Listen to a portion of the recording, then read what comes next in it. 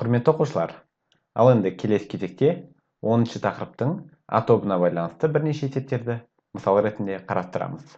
Олай болса, онда 3-ші жаттығудың бірінші есебі. Бұл жерде есептің берілгені, бір мүше берілген, бір мүшені стандарт түрде жазуымыз қажет. Ал біз бір мүшені стандарт түрде жазу үшін, бір мүшенің құрамындағы көбейту амалдарын орындап шықсақ жеткілікті. Демек, мұнда бірінші есебімізде 8 деген бүтін сан бар, оған көбейтілетін сандар жоқ, сол себепті 8-дің өзін қайтып жазамыз. Ал x-тің 5-ші дәрежесіне x-ті көбейтетін болсақ, олардың дәреже көрсеткіштері қосылады және x-тің 6-шы дәрежесін береді.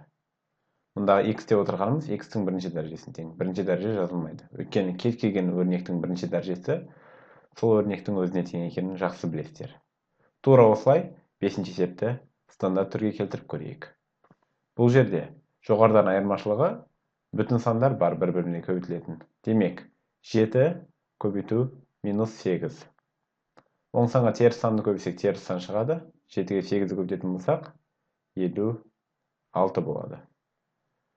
Олай болса, енді айнымалыларды бір-біріне көбейтіп шығайық. n-ға n-нің 3-ші дәрежесін көбейтсек, n-нің 4-ші дәрежесі болады.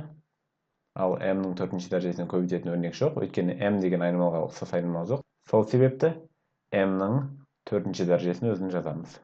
Мінекей, онда 3-ші жаттығудың екі есебін стандарт түрге келтіріп жаздық. Қалған есептерді осы мысалдың негізінде шығара аласыздар. Ал енді келесі кезекте онда 4-ші жаттығу. Бұл жерде де стандарт түрге келтіруіміз қажет. Яғни, айнымалылардың барлығы бірдей, барлығында b деген айнымалы тұр. Ең алдымен көбейтуді орындап жазып шығайық. 3 теріс сан бір-біріне көбейтіліп тұрған кезде таңбасы теріс болады. Өйткені минусқа минус көбейтсек плюс болады, оны қайтып минусқа көбейтетін болсақ минус шығады. Енді бұның дәреже көрсеткіштері қосылады. Бастапқыда 5 дәрежесі, қосылған 8-ші дәрежесі, және соңғы өрнегімізде 1-ші дәреже, қосылған 1-ші дәрежесі. Тең болады минус b-ның 5-ке 8-ді қосамыз 13, оған 1-ді қоссақ 14-ші дәрежесі шығады. Мінекей осылайша біз өрнектерді стандарт түрге келтіріп алдық. Онда 6-шы жаттығуда да бір мүшені стандарт түрге келтіруіміз қажет. Бұл жаттығу мұның алдында шығарған есептерге өте ұқсас. Мысалы үшін 5-ші есепті қарастырайық. Біз мұнда ең алдымен бүтін сандарды бір-біріне көбейтіп жазып алайық.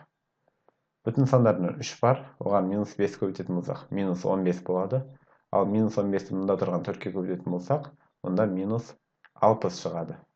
Ал енді ұқсас мүшелерін біріктіріп шығайық. Мұндағы m-нің квадратына m-ді көбейтетін болсақ, m-нің 3-ші дәрежесі болады. Ал n-ға n-нің квадратын көбейтетін болсақ, n-нің 3-ші дәрежесі. Пи-ға көбейтілетін өрнек жоқ, сол себепті пи-дің өзін жазамыз. Мінекей осылайша біз берілген бір мүшені стандарт түрге келтіріп алдық. Онда 7-ші жаттығуда да бір мүшені стандарт түрге келтіруіміз қажет. Бұл жерде айырмашылығы тек қана бөлшектер берілген. Яғни 4-тен 3 көбейтілген 3-тен 2. Ең алдымен бұларды бір-бірімен көбейтіп алайық. Мұндағы 4 пен мұндағы 2 қысқарып кетеді. Мына жерде 2 қалады, ал мына жерде 1 қалады. Және 3-терде бір-бірімен қысқарып кетеді. 4-тен 3-ке 3-тен 2-ні көбейтетін болсақ, демек, мұнда 2 бар, ал мұнда тек қана 1 қалды. 2-ден 1 шығады екен. Бүтін сандарды көбейтіп алдық, енді айнымалыларды көбейтіп шықсақ жеткілікті. X квадратқа x кубты көбейтеміз. Ол кезде x-тің 5-ші дәрежесі болады. Y кубқа y квадратты көбейтсек, дәреже көрсеткіштері қосылып, y-тің 5-ші дәрежесін береді.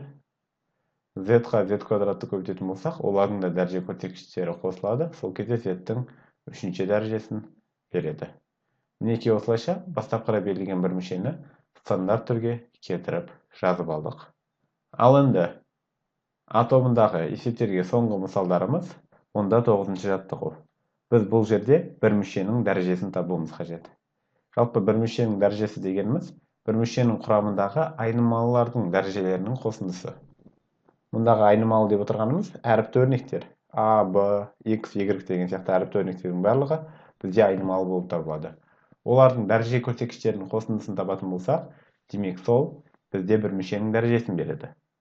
Ең алдымен жақшаны ашып алайық. Жақшаның сыртындағы 3-ші дәреже өрнектің барлығына тиесілі.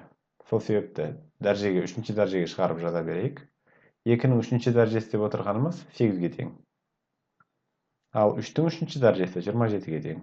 Демек, 3-тен 2-нің 3-ші дәрежесі 27-тен 8-ге тең. А-ның 1-ші дәрежесін жақ сыртына 3-ші дәрежесін көбейтсек, А-ның 3-ші дәрежесі болады. B-ның квадратын жақ сыртына 3-ші дәрежесін көбейтетін болсақ, B-ның 6-ші дәрежесі болады. Мінекей осылайша жақшаны ашып жазып алдық. Енді сіздер жақсы білесіздер, мен жаңа ғана айтып кеттім. Бір мүшенің дәрежесін табу үшін ондағы айнымалылардың дәрежесін қосқан жеткілікті. Мұнда яғни көріп отырсыздар А-ның 3-ші дәрежесі және B-ның 6-ші дәрежесі. Айнымалылардың дәрежелерін көріп отырсыздар, олар 3 қосу 6.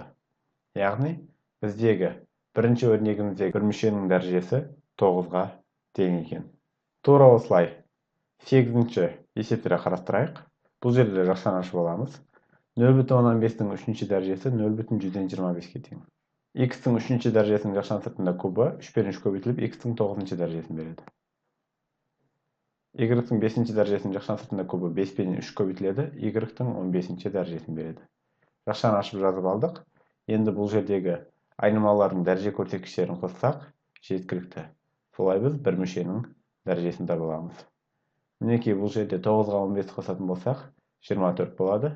Бізде 8-ші есептегі бір мүшенің дәрежесі 24-ке тең екен. Мінекей бұлардың барлықтарын тауып алдық, ал қалған есептердегі бір мүшенің дәрежесін осы мысалдың негізінде шығара аласыздар.